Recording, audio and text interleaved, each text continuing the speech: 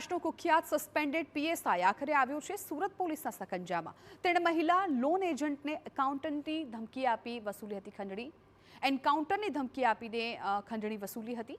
સુરતની પાલ પોલીસે મહારાષ્ટ્રના કુખ્યાત સસ્પેન્ડેડ પીએસઆઈ રણજીત કાસલેની ધરપકડ કરી છે। આ પીએસઆઈ પર સુરતની મહિલા લોન એજન્ટ પાસેથી 2.5 લાખ રૂપિયાની ખંડણી વસૂલી હોવાનો આરોપ છે। સસ્પેન્ડેડ પીએસઆઈએ જહાંગીરાબાદ રહેતી મહિલા લોન એજન્ટને બિઝનેસના કામ માટે મળવા કેફેમાં બોલાવી। મહિલા જ્યારે પહોંચી ત્યારે પીએસઆઈ સહિત 5 શખ્સો ત્યાં ધસી આવ્યા। પીએસઆઈ રણજીત કાસલેએ મહિલા પાસેથી 2.25 લાખ રોકડા તેમજ 2 મોબાઈલ ફોનની ખંડણી વસૂલી। એટલું જ નહીં, જતા જતા તેમનું એન્કાઉન્ટર કરવાની પણ ધમકી આપતો ગયો। પીડિતે ફરિયાદ કરતા પોલીસે મુખ્ય આરોપી પીએસઆઈ સહિત 6 આરોપીઓ વિરુદ્ધ લૂંટ, ધમકી અને છેતરપિંડીનો ગુનો દાખલ કર્યો।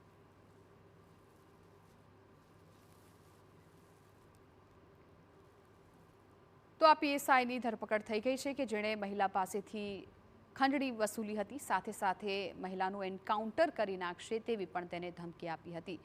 લાખો રૂપિયાની રોકડ તો ખંડણીમાં લીધી, પરંતુ સાથે સાથે 2 મોબાઈલ ફોન પણ જપ્ત કર્યા હોવાની જાણકારી મળી રહી છે। હાલ આ જે પીએસઆઈ છે તે પોલીસ સકંજામાં આવી ગયો છે।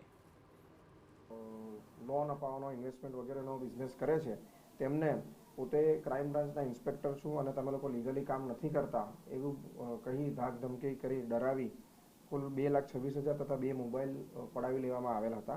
અને પોલીસે ત્વરિત કામગીરી કરી મુંબઈ જઈ આ કામના મુખ્ય આરોપી કે જેમનું નામ તે વ્યક્તિએ રણજીત જણાવેલ હતું અને પોતાને ક્રાઇમ બ્રાન્ચના પીએસઆઈ તરીકે જણાવેલ હતા તેમને ઝડપી પાડેલ છે। રણજીત કાસલે અગાઉ પણ અનેક ચોરી અને લૂંટની ઘટનાઓમાં સામેલ રહી ચૂક્યો છે। અનેક વિવાદોને કારણે તેણે એપ્રિલ 2025માં સસ્પેન્ડ કરાયો હતો।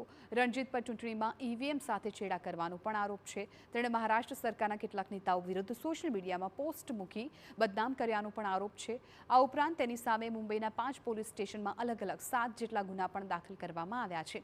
સમગ્ર મામલે હાલ સુરત પોલીસે આરોપીના 6 દિવસના રિમાન્ડ મેળવી વધુ તપાસ હાથ ધરી છે।